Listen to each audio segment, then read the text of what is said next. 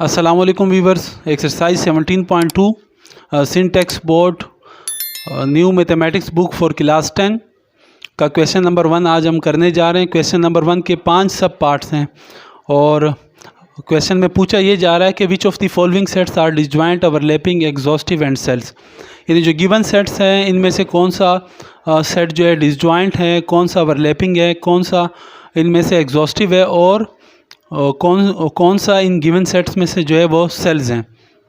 Last video में मैंने disjoint set, overlapping set, exhaustive set और सेल्स की डिफिनेशन की थी और एग्जांपल से आपको समझाने की कोशिश भी की थी। आज भी मैंने डिसजॉइंट, ओवरलैपिंग, एग्जॉस्टिव और सेल्स की जो कंडीशन थी वो भी लिख ली है यहाँ पे। ठीक है, तो चले आइए स्टार्ट करते हैं।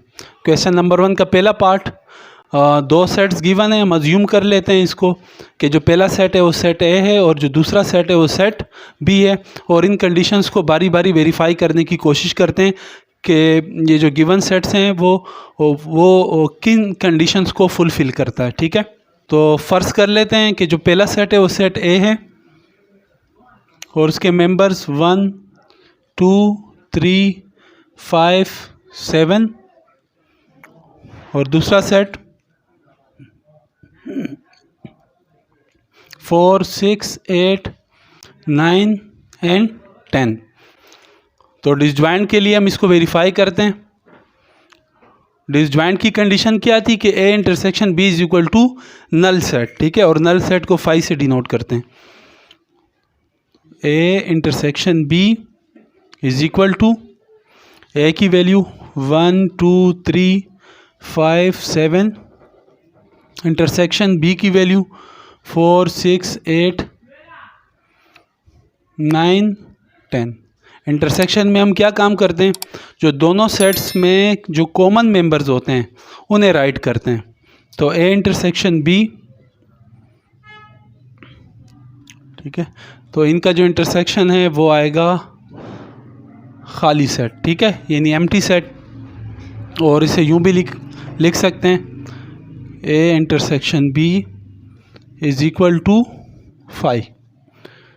ठीक है, तो क्वेश्चन नंबर 1 का जो पार्ट 1 है वो पहली डिसजॉइंट वाली कंडीशन को वेरीफाई करता है। तो इसका मतलब ये हुआ कि पहला सब पार्ट क्वेश्चन नंबर 1 का जो है वो डिसजॉइंट सेट है। क्वेश्चन नंबर 1 का पार्ट 2, अगेन दो सेट्स गिवन है। अज्यूम कर लेते हैं कि जो पहला सेट है वो ए है जिसके मेंबर्स हम लेंगे 1, 2, 3 एंड 6, और जो दूसरा सेट है उससे अज्यूम कर लेते हैं कि ये सेट बी है और उसके मेंबर्स 1, 2, 4 एंड 8। ठीक है, तो क्वेश्चन नंबर 1 का part 2, A is equal to 1, 2, 3, 6 and B is equal to 1, 2, 4 and 8। ठीक है, तो सबसे पहले डिसजॉइंट सेट के लिए इस डिसजॉइंट सेट की कंडीशन को वेरीफाई कर लेते हैं कि ऐसा तो नहीं है कि क्वेश्चन नंबर 1 का जो पार्ट 2 है वो डिसजॉइंट सेट है। तो हम पहले कंडीशन को वेरीफाई करते हैं।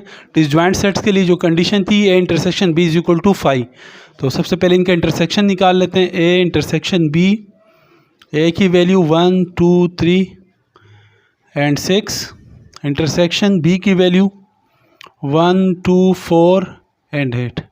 ठीक है, तो A intersection B is equal to, intersection में दोनों में जो कॉमन मेंबर्स होते हैं वो लिखते हैं।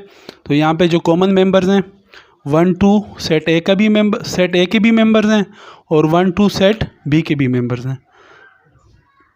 ठीक है, तो ए इंटरसेक्शन बी की जो वैल्यू है वो है 1 एंड 2। तो डिसजॉइंट सेट की कंडीशन क्या थी कि intersection B is equal to 5। ठीक है, यानी ए और बी का जो इंटरसेक्शन होगा उसकी जो वैल्यूज़ आएगी वो एक एम्प्टी सेट होगा, नल सेट होगा। ठीक है, जबकि यहाँ पे हमारे पास ए इंटरसेक्शन बी की जो वैल्यू है वो 1 एंड 2 है। ये तो ओवरलैपिंग वाली सेट की कंडीशन को वेरीफाई कर रहा है। ठीक है, यानी A intersection B does not equal to 5। Overlapping set की दूसरी कंडीशन को भी वेरीफाई कर लेते हैं कि A is not a subset of B and B is not a subset of A. तो देखें, ए के जो मेंबर्स हैं 1 2 वो तो एग्जिस्ट करते हैं सेट बी के अंदर, लेकिन 3 और 6 जो है वो सेट बी के अंदर एग्जिस्ट नहीं करते हैं। और इसी तरह सेट बी के जो मेंबर्स हैं 4 और 8 जो है वो सेट ए के अंदर मौजूद नहीं है। तो इसका मतलब ये हुआ कि ए जो है वो सबसेट नहीं है बी का, और बी जो है वो सबसेट नहीं है ए का। ठीक है, तो क्वेश्चन नंबर 1 का जो पार्ट 2 है वो जो है ओवरलैपिंग सेट की कंडीशन को वेरीफाई कर लेता है। तो ये हुआ ओवरलैपिंग सेट। ठीक है, तो अब एक क्वेश्चन नंबर 1 का पार्ट 3, ई एंड ओ। यहाँ पे ई जो है इवन नंबर का सेट है और ओ जो है ओड नंबर का सेट है। When U is equal to Z, यानी यूनिवर्सल सेट जो है वो इंटीजर्स के बराबर है।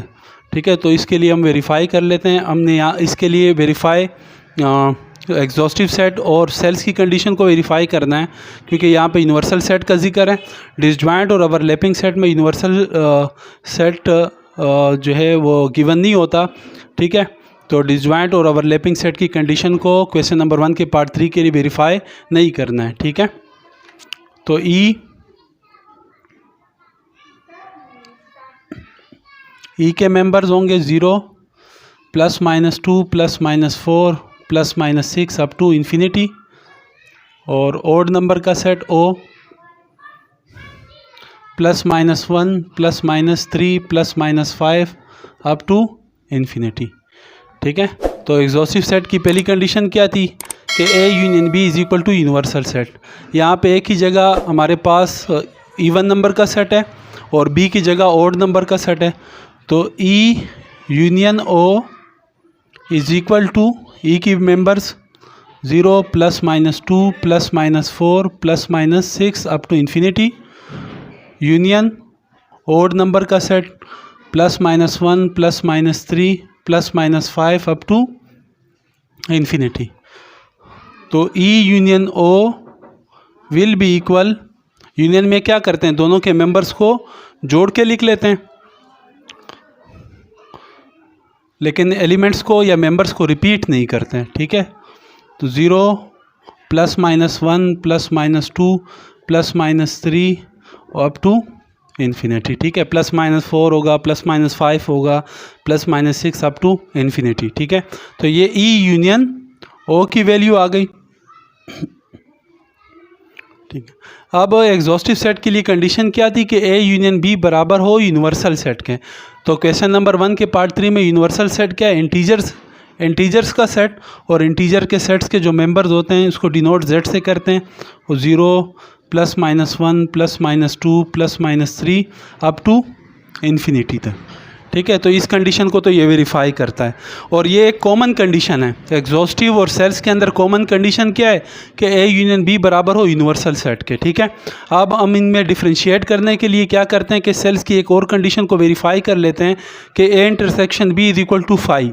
यहाँ पे एक ही जगह इवन नंबर का सेट है और बी की जगह पे ओड नंबर का सेट है, तो दोनों में इंटरसेक्शन निकालते हैं और देखते हैं कि वो एक 5 सेट आता है या नहीं आता।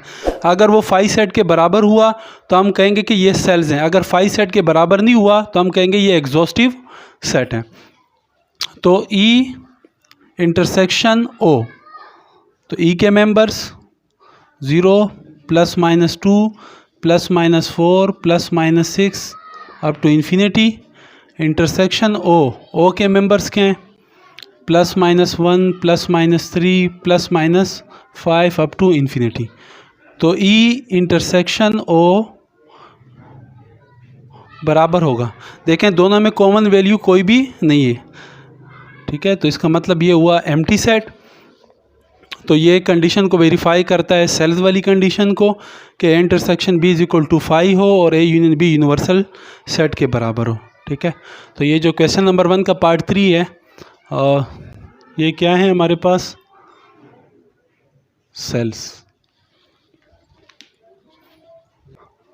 क्वेश्चन नंबर 1 का part 4, N and W when U is equal to builder form में गिवन है X such that X belongs to integer and X is greater than and equal to 0। ठीक है। यहाँ पे n जो है वो नेचुरल नंबर का सेट है और w जो है वो होल नंबर का सेट है, और जो यूनिवर्सल सेट है उसका ताल्लुक इंटीजर से है और उसकी जो वैल्यू है वो 0 से ग्रेटर और 0 के बराबर है, यानी 0 से बड़ी है। तो 0 से बड़ा क्या हुआ, z is equal to 0 plus का 1 प्लस का 2 प्लस का 3 अप टू इन्फिनिटी। तो सबसे पहले नेचुरल नंबर का सेट इसे लिख लेते हैं। नेचुरल नंबर में हमारे पास 1 2 3 अप टू इन्फिनिटी, और इसी तरह होल नंबर में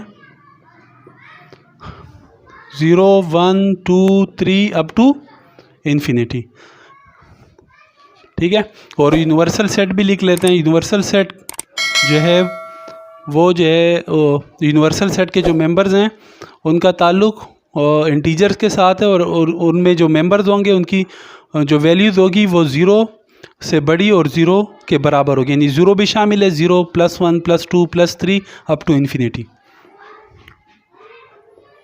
अप टू इन्फिनिटी। तो अगेन सबसे पहले एग्जॉस्टिव सेट की कंडीशन को वेरीफाई कर लेते हैं। A union B is equal to universal set. तो यहाँ पे ए की जगह पे n है और बी की जगह पे w। तो n यूनियन w, n के members 1 2 3 up to infinity, union w यानी होल नंबर के मेंबर्स, होल नंबर सेट्स के मेंबर्स 0 1 2 3 अप टू इन्फिनिटी, ठीक है। तो n union w will be equal to 0 1 2 3 up to infinity, ठीक है। अब अगेन पिछले क्वेश्चन की तरह एग्जॉस्टिव सेट और सेल्स के अंदर ये एक कंडीशन कॉमन है, A union B is equal to universal set. और ये यहाँ भी क्या हो रहा है कि n और नेचुरल नंबर होल नंबर का जब हम यूनियन निकालते हैं वो यूनिवर्सल सेट के बराबर है। अब हम एक और कंडीशन को वेरीफाई कर लेते हैं, यानी इनके दरमियान इनको डिफ्रेंशिएट कर लेते हैं कि आया ये एग्जॉस्टिव सेट है या सेल्स हैं। तो सेल्स की एक कंडीशन क्या है कि A intersection B is equal to 5। तो इसको वेरीफाई कर लेते हैं कि n इंटरसेक्शन, यहाँ पे ए की जगह n और b की जगह w, तो n इंटरसेक्शन w, n के मेंबर्स 1 2 3 अप टू इन्फिनिटी, और इंटरसेक्शन w के मेंबर्स 0 1 2 3 अप टू इन्फिनिटी। तो n इंटरसेक्शन w, ठीक है। इनमें जो कॉमन मेंबर्स है वो लिखेंगे। तो कॉमन क्या है, 1 2 3 अप टू इन्फिनिटी, एक्सेप्ट 0 1 2 3, ठीक है, अप टू इन्फिनिटी, ठीक है। तो जो सेल्स की कंडीशन है, सेल की कंडीशन क्या थी कि A intersection B is equal to 5, यानी ए और बी का जो हम इंटरसेक्शन निकालेंगे वो एक नल सेट होना चाहिए, जबकि यहाँ पे नल सेट नहीं है। नेचुरल होल नंबर का जब हम इंटरसेक्शन निकालते हैं तो वो एक नल सेट नहीं होता, ठीक है। तो इसका क्या मतलब हुआ, इसका मतलब ये हुआ कि जो गिवन सेट हैं वो जो है वो एग्जॉस्टिव हैं।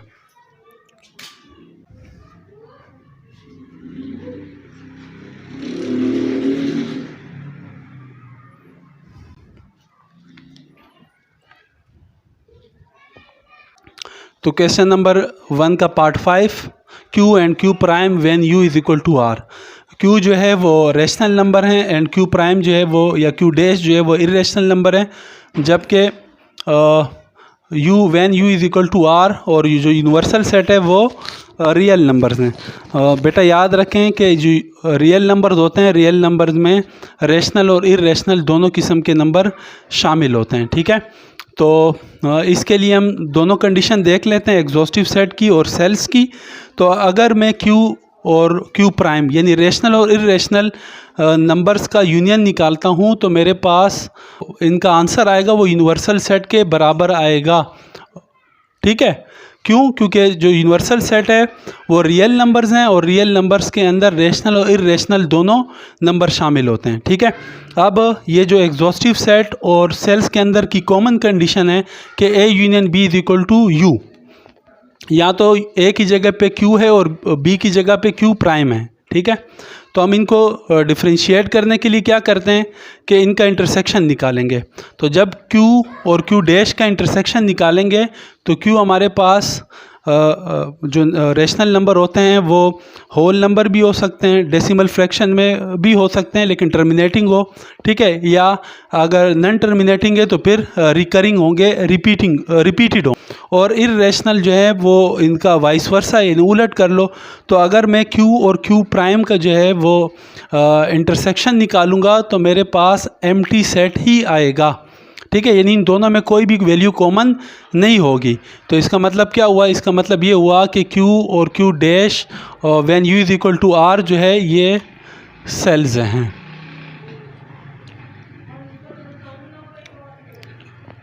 ठीक है बेटा, तो बेटा आज का लेक्चर हमारा इख्तिताम पजीर हुआ। इससे रिलेटेड जो भी आपकी क्यूरीज़ है तो उसे काइंडली कमेंट्स में मेंशन कर दिया करें, इंशाअल्लाह मैं उनका रिप्लाई कर दिया करूँगा। ठीक है बेटा, अल्लाह हाफिज़।